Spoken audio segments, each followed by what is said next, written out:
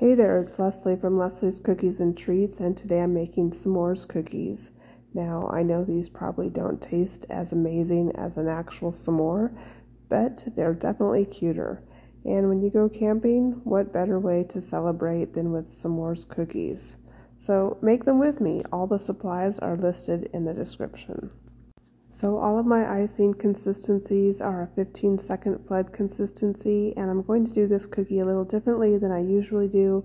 I'm going to start by outlining all of the different sections, and because they're quite little, I'm going to put a squiggle of icing down the middle of each section to hopefully help prevent craters. Craters are sunken areas of the icing that as the icing dries, it sinks down and it leaves a little dip in your icing. So I'm going to flood in the eyes completely, and then I'm going to use my scribe to jiggle the icing and settle it down and hopefully prevent any air bubbles that are hiding from underneath from coming to the surface and leaving a little hole in the icing. Little small areas of icing tend to have this happen. And then I'm going to immediately take my white icing and put 2 little highlights in each eye. This is a wet on wet effect, and it will dry as a solid surface. So now I'm going to go back and start to flood in all of those sections I outlined. I'm going to start at the bottom and work my way to the top. This is a medium brown color, and I'm doing it so that there's a little bit of a shadow on the edges of the cookie. And then I'm going to immediately take my lighter brown and flood in the area right above that. Again, trying to create a little bit of a shadow effect, showing the front edge of the little graham cracker that's at the bottom of the cookie. And then probably the best tool that I have is my scribe. You can also use a toothpick, and I'll use this to get the icing out to the edges, to pop any air bubbles, to settle the icing down if the icing isn't smooth, because I'm using a 15-second consistency. Sometimes you need to work with it to settle it down a little bit, because I'm not patient enough to wait the 15 seconds for it to settle down on its own. But this is what gives me a really smooth cookie surface.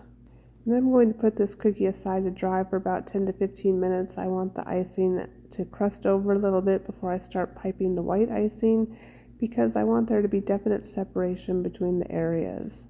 And I'm working from the bottom of the cookie up to the top here, because as you would look at an actual s'more, the top would definitely be overlapping the bottom of the cookie. So I'm doing the same thing here with flooding the icing so that it appears that the top of the graham cracker is on top of the cookie. And as always, I'll use my scribe to get the icing out to any corners and to settle it down. And I let the white icing crust over, so I let it dry for about 15 minutes, and now I'm going to go back in with my dark brown chocolate colored icing to make the chocolate dripping down from the s'more.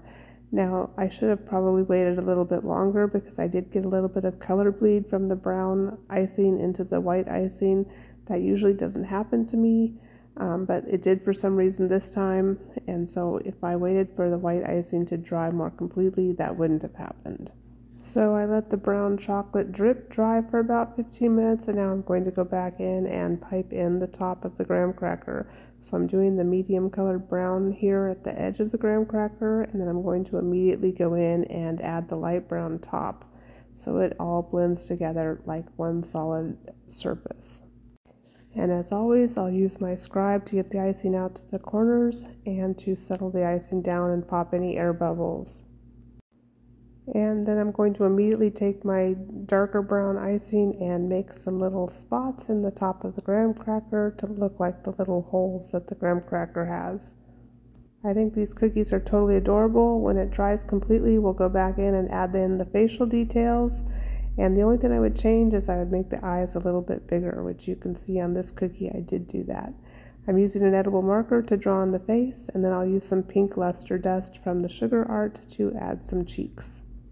Again, all of the products I used will be listed in the description so that you can make these cookies along with me.